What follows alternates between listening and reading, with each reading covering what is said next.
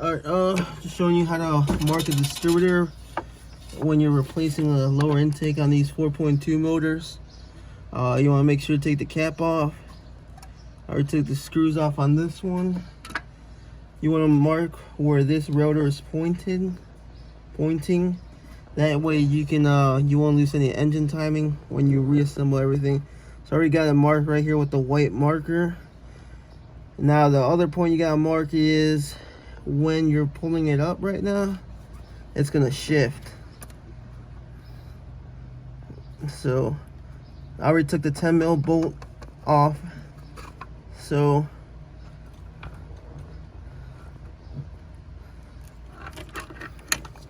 now we got to put a second white mark right where the rotor is pointing right now, so we can point the rotor in this spot when we're assembling it back together.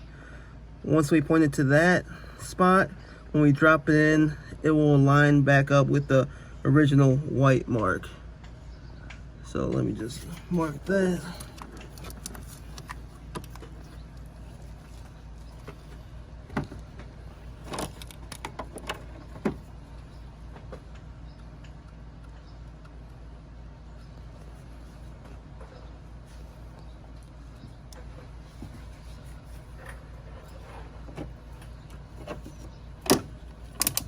And we got it marked right there. Might be right here.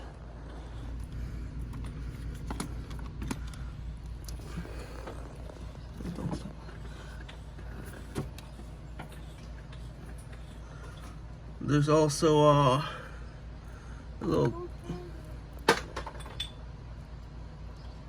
for the oil pump drive. Looks like a little flat blade. You gotta also line it up down there into the oil pump. If it's not lined up properly, you'll have trouble sticking it back in.